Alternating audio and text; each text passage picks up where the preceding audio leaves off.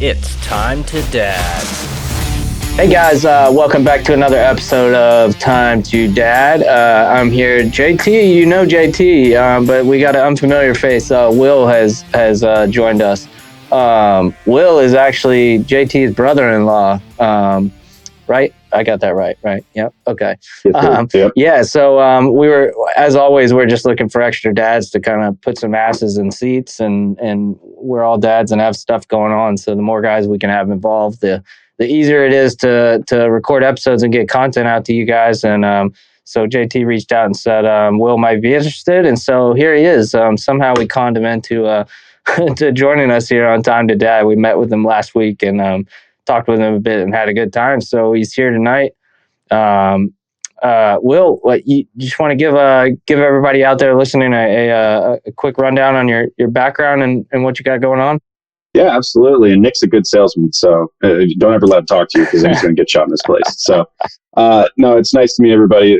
Will here, grew up majority of my life in Washington State, spent a long time out there. Then towards the end of my high school career, didn't realize that, I needed to figure out what I was going to do, and I was done with that. So went, talked to one of my buddies, and he's like, you're going to join the Marine Corps.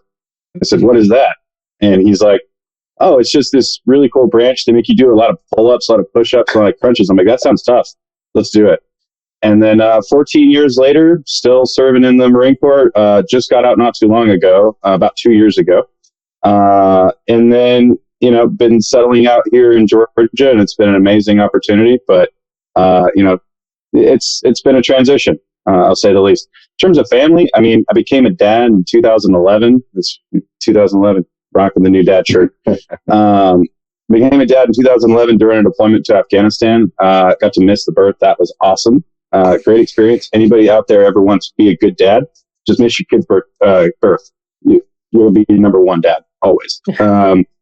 Then took a long stint where tried to, ended up having a divorce. And then later met my wife now.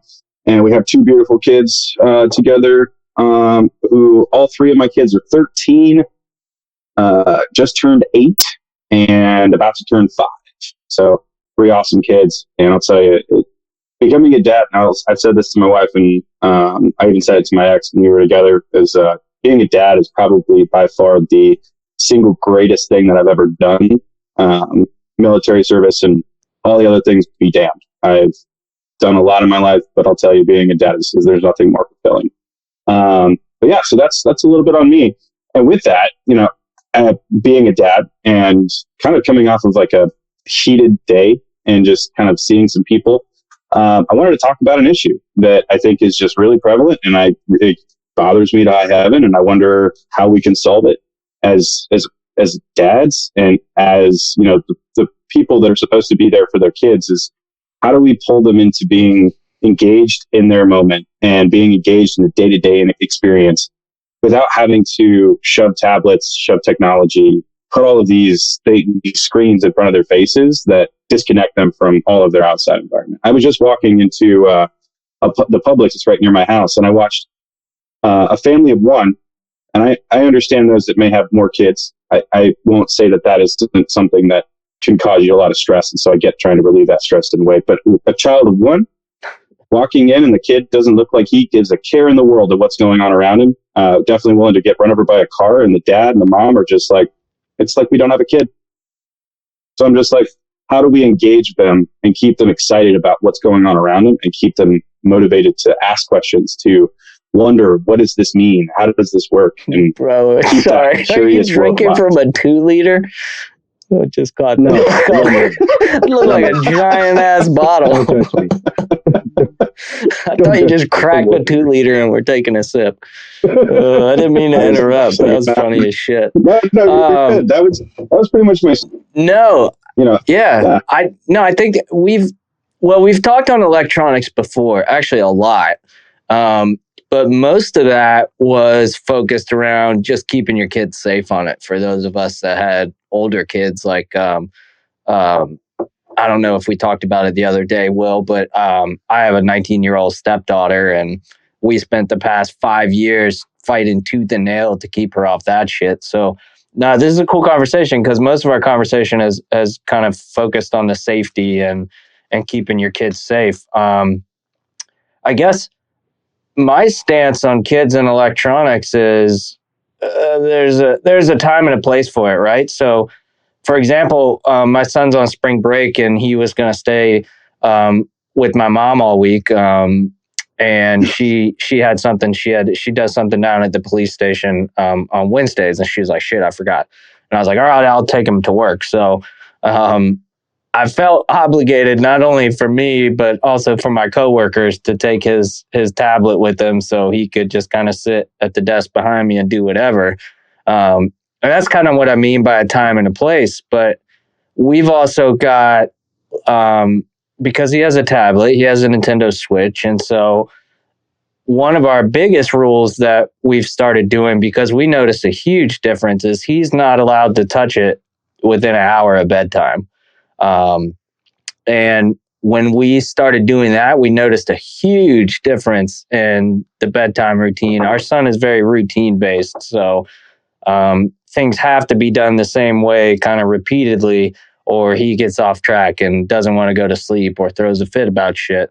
So that's one of the things we did. But just in general, we try our damnedest to keep him off it. So unless it's like some sort of formal function where you really just can't have a kid just all bugging everybody to play with them and stuff, we try to keep him off of it.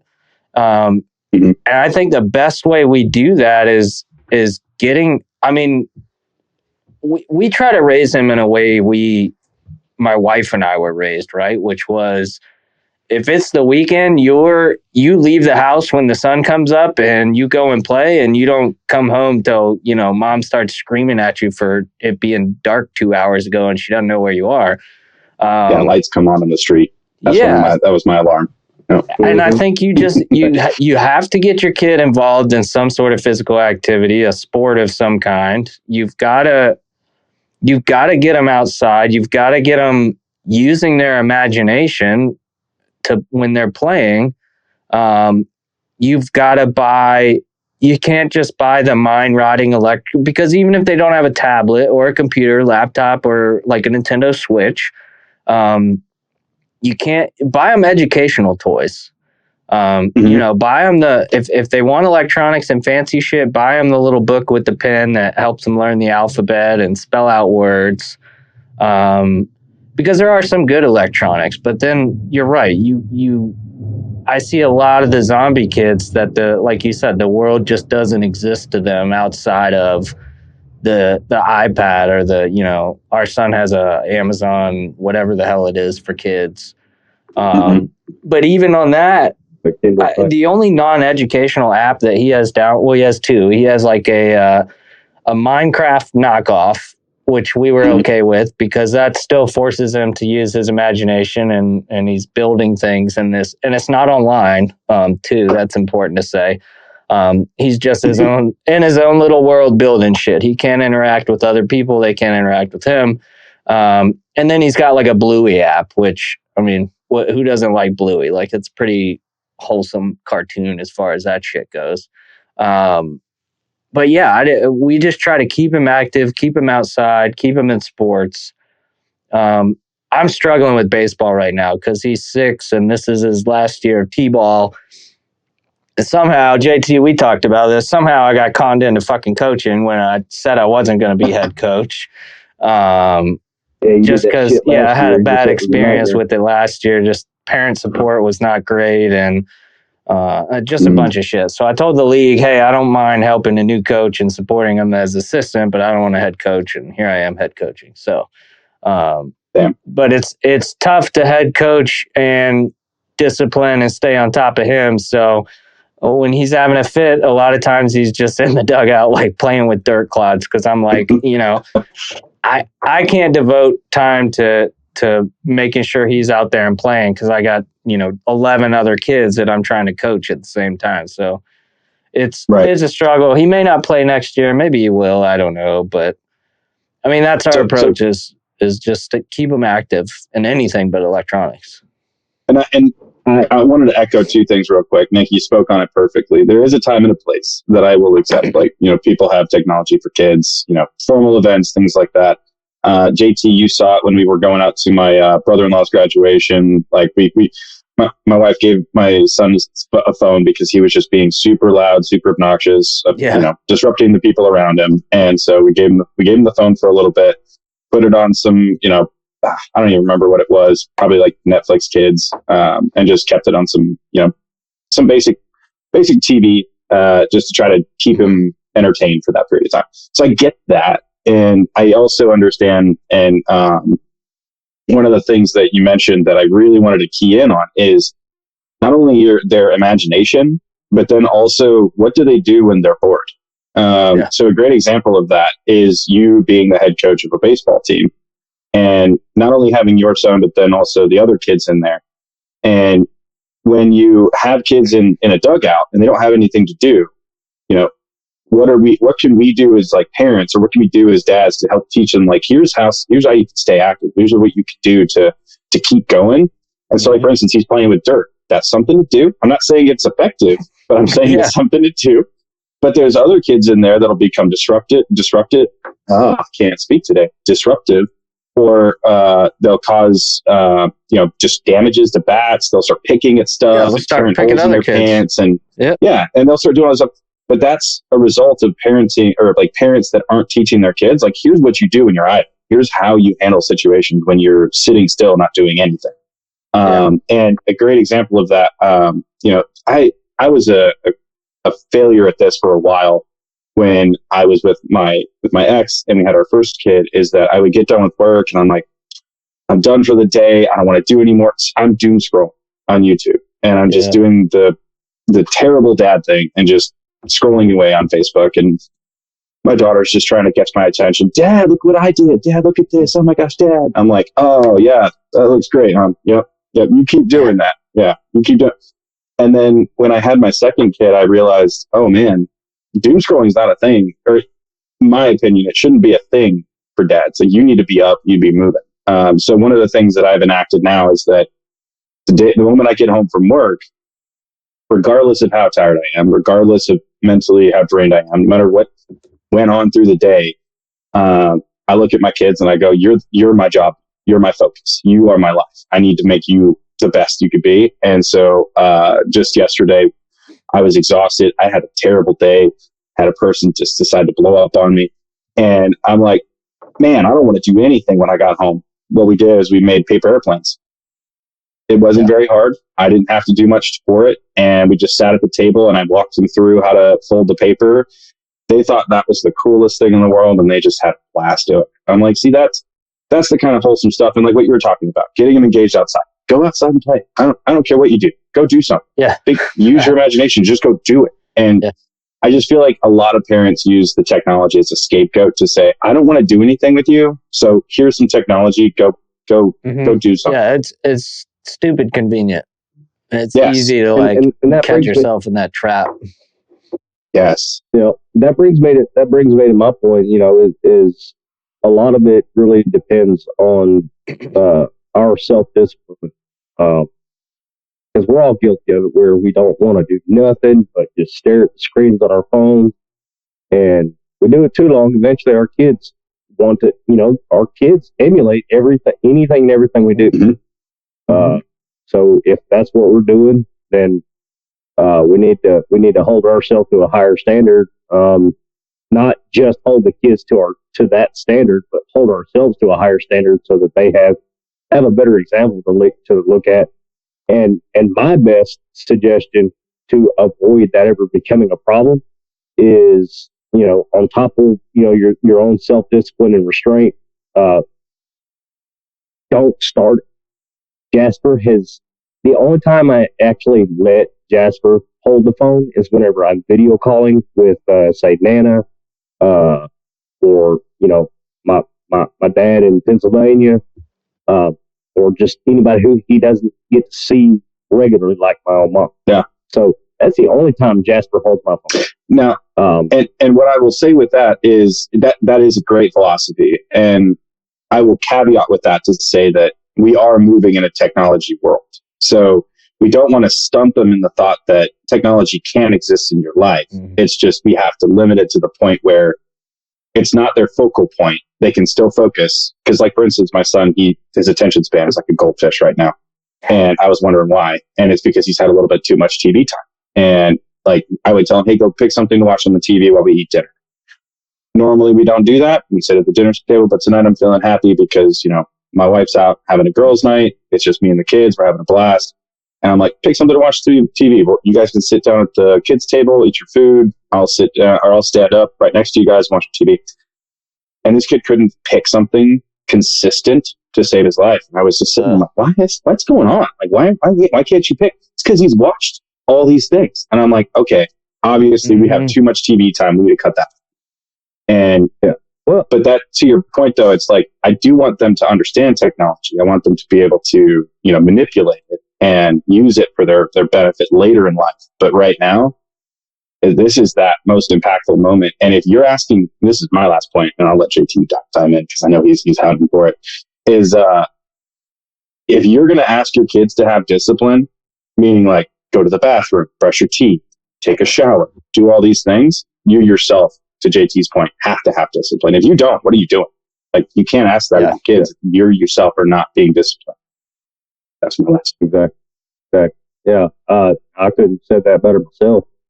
But no, I just, obviously I don't want to stuck Jasper in a technology driven age. Obviously that's not the goal, but in these younger formative years, man, this is whenever their brain, is developing and they're learning habits and obviously,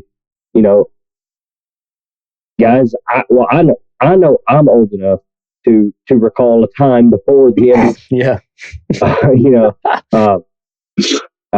I remember when dial-up first released. Yeah, I got bitched at many a time for connecting to the internet when mom or dad's talking to extended family somewhere. They're like, what the fuck?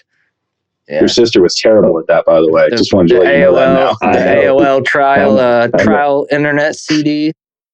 Or like the dial tone you get every time you tried to make a call. Yeah. Yep.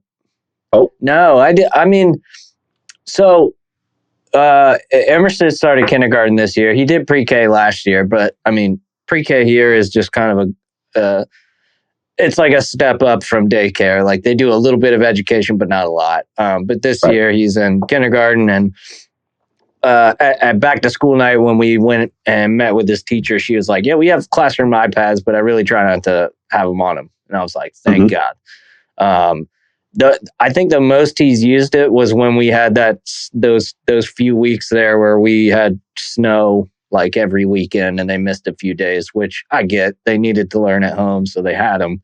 But she's tried to keep them off it for the most part, which, I mean, you're using a tablet at that age. You're not learning like core computer skills. So if they're not on it, they're not missing out on anything.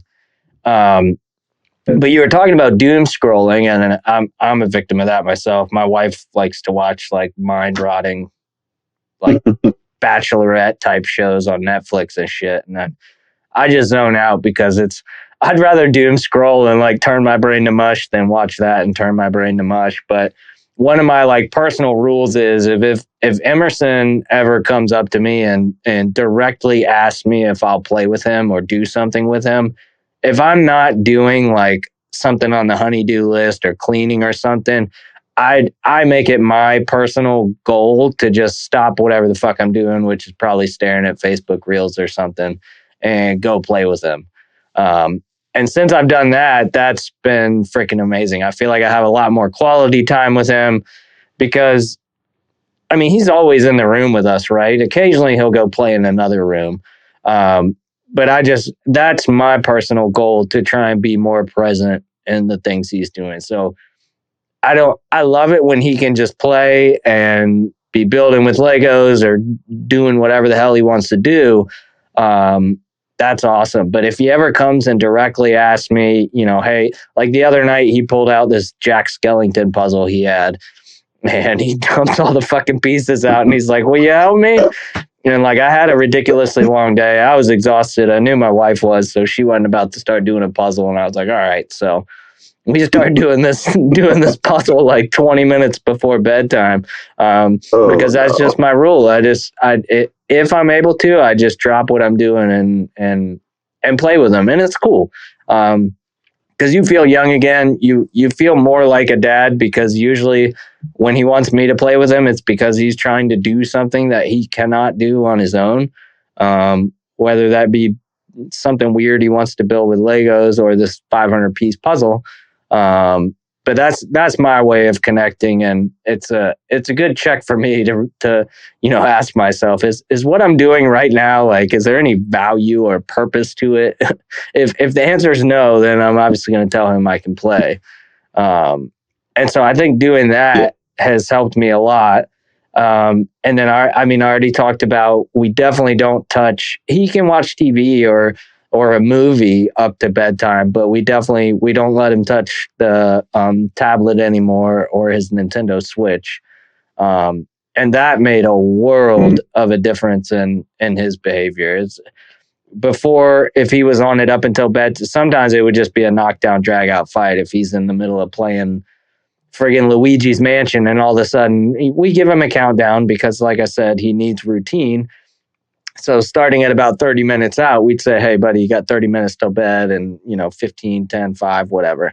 But if he had that game and he was zoned out, not listening to us when we gave him, the time limit warnings, he would just lose his shit. And so finally my wife was like, nah, we got to stop this. To all of the other parents out there, to all the dads out there that just, they do that. They use the technology as a scapegoat and all this stuff.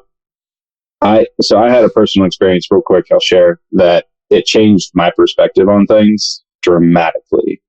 Just in like little things that you just take for granted. You're just like, okay. We went out camping with my kids for the first time, only about like a year ago. And it's only because, prior military, I couldn't get out, couldn't do it. It was fine. Finally, son was old enough. We were like, let's do it. Got him out there. And it's funny enough, like I was watching all the other people, they're all glamping. And I mean, don't get me wrong, there is a room for glamping, but I'm still a traditional camper, or like little tent pitcher and everything. So I was setting up a fire one of the mornings, and my son walks up and he's like, hey, I want to cut wood. I was like, okay, yeah, let's do it. Walked him through it, like held his hand, like kind of, split the wood. This kid over the last like year and a half has just last like 9 months has been literally ranting and railing. I cut wood with Dad. I did this.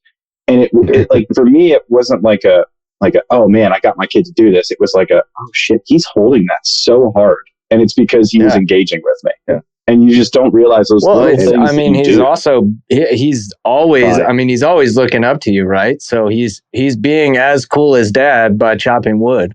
Yep. I just thought that was a really wholesome moment. It really stuck with me and made me think, like, that's why.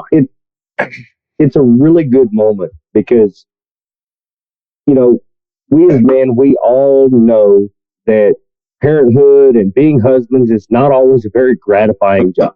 In fact, you probably do far more than even gets noticed to be appreciated.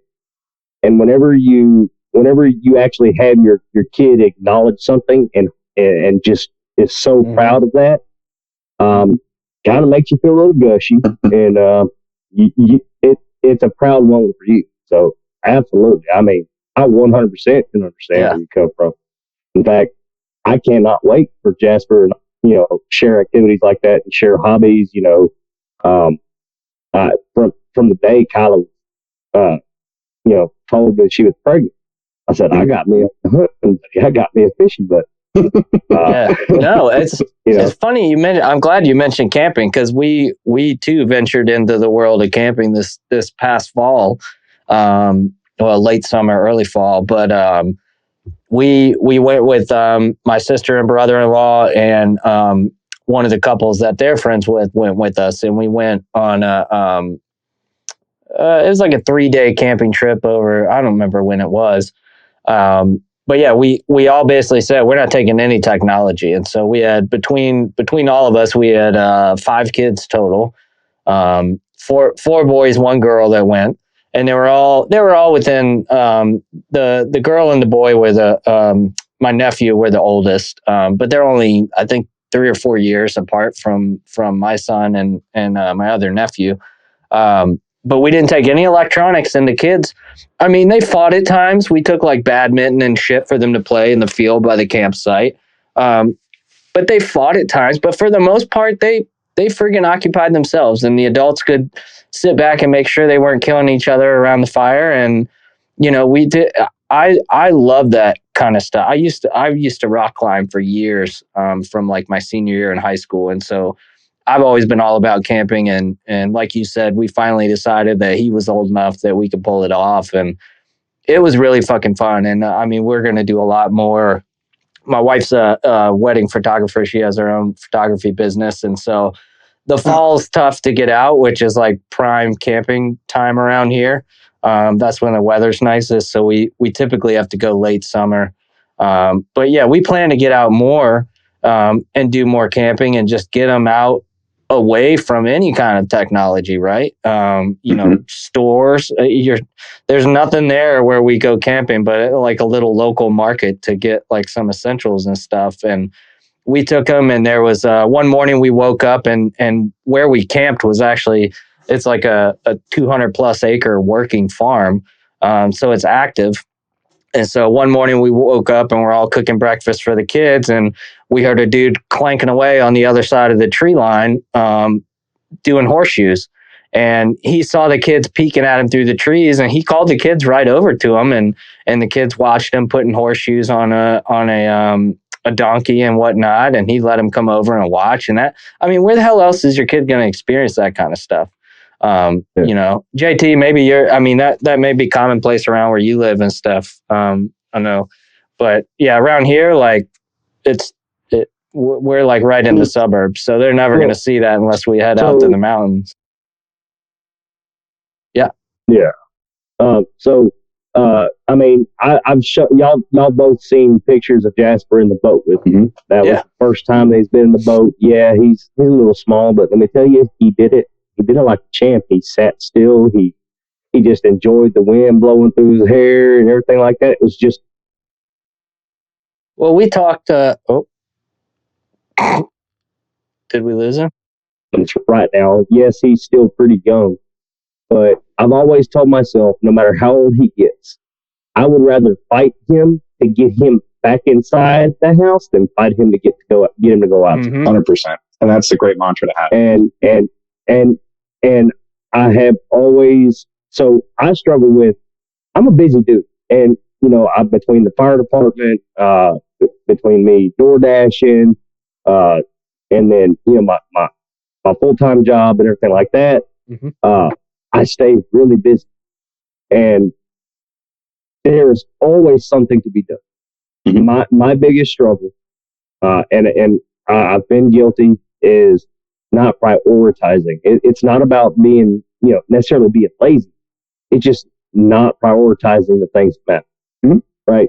So, my full-time job, yes, it's kind of a priority. But door dashing, it's not really required. We're not hurting whether I'm doing it or not. The fire department, it's a volunteer thing. I'm still waiting on my fucking first check. So, I mean, they say it got lost in the mail or something. Heard that one before. Yeah, right.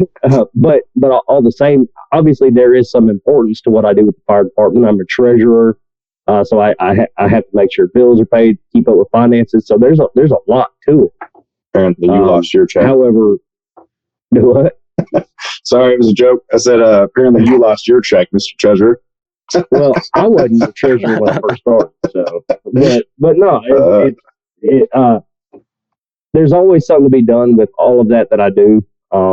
And I do have to kick myself in gear, and Kyla has to kind of often remind me, hey, you've been doing this, you've been kind of moving and on the go, you need to slow down. Remember, we got our boy.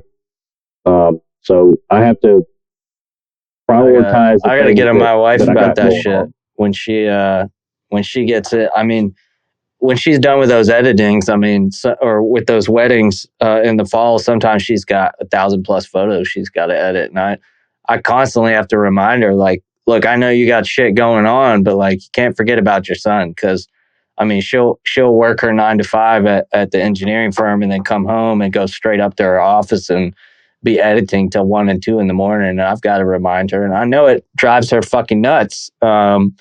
But I'm like, you know, you gotta grind it out and still make some effort to be there, which she's really worked on that. And I mean, even if she's fucking exhausted, she'll sit down there on the sofa with us and just chill. So she's at least kind of there and present, rather than going straight up to the office. And I know that means she's got to work a little later. But that kind of goes to what we talked about last episode, where, you know, marriage is something you got to work at, and a family is something you got to work at. And it's a constant game of give and take and adapting your lifestyle and your habits and tendencies to make it work. But I'm glad you mentioned fishing too, because we were talking when I met Will about going out and fishing and taking. When I take him out in the kayak, it is the worst day of fishing I have ever gone on, because we spend 90% of the time, if little man sees a turtle on a rock somewhere, we are paddling across the damn lake to go see that turtle. Even though his ass knows damn well when we get within 20, 30 feet of that turtle, it's gone. It's in the water.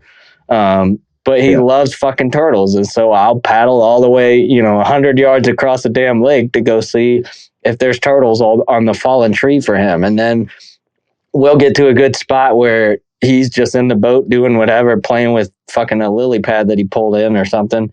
And I'll start casting, and next thing I know, he's got his feet hanging over the edge of the kayak, splashing and making all. So it's a shitty day of fishing for me, but I mean, I do it. I kayak fish because I like, I like the physicality of it. I like getting outdoors, and the fact that he's going with me and learning about fishing is cool too. But like my wife totally understands when I'll take him with me on Saturday, but then Sunday I'm like, no, he's staying with you, and I'm going to go out and actually fish now. So I will say, in all fairness, a bad day of fishing is still better. No, way better, dude. It's amen. There is not, when I'm out there on that lake, there's two things on my mind, right? Fishing and making sure Emerson doesn't fall out of the fucking kayak. And that's it. Like, I could have had the shittiest work week. I'm not thinking about work. All I'm thinking about is fishing and just being outside, looking at, nature, getting pissed off at the touristy kayakers that, go right between me and the bank when I'm clearly fishing the bank. But anything outdoors you can get your kid to do. I mean, people don't do outdoor shit anymore. I shouldn't say people, but it's a lot of people don't. But that's the thing, is that like they really don't. That's the reality, is that, and this is why I think the technology conversation comes up. It's just so many people are so glued into their routine. As we've all mentioned, like we all love routine, and don't get me wrong, I do as well. But no one thinks the routine is outdoors. Everyone thinks the routine is sitting in front of the TV and watching something, or playing on a tablet, or doing this. And I got home from work, so I'm tired. So I'm going to doom scroll while you sit on your tablet, you do your thing, and then we'll go to bed. We'll be fine with that. Yeah. And that's the routine. And that's fine for some. But I don't think it makes sense if you're a parent. Like that just doesn't. It's not, it's not healthy for you, and it's not healthy for your kid, right? If you're just kind of being a couch potato all day, every day, and not doing anything. Right. Yeah. So, that can bring me up into a couple other topics we've briefly talked about. Having a weekend or a trip where all of us can meet up and hang out and find something. We'll do it one day. Again, all three of us here are lovers of fishing. Yeah. I told y'all I've got prime real estate out on the Neches River. You see your humidity out there. Like, I just can't do it. You just gotta get used to that Texas humidity. I'm gonna come to the fall when it's a balmy, humid 80 degrees. Oh man! So here's the weather in Texas. Okay, you have you have really weird winters, right? Yeah, where your Um, pipes freeze where- and you have no where- electricity. Oh well, that's late Oh, winter. God. Okay, so okay. in the beginning of winter, That's like in a the- in the 1 week beginning of winter, period I've window, literally right? I've literally had to be in a deer stand in opening weekend, in my drawers Swamp ass. because it's been so hot. Yes, because it's been so hot and muggy. I don't know how you're helping your case. Well, I mean, you adjust. Hey, just come out here to Georgia. There's nowhere near the amount of humidity. I do like There's Georgia. just as good of fishing. And the only thing you got to avoid is the pollen in the spring. That's it. Otherwise, come on down. We got Are you long. coastal Georgia, central? I'm central. I'm just about 45 minutes north of Atlanta.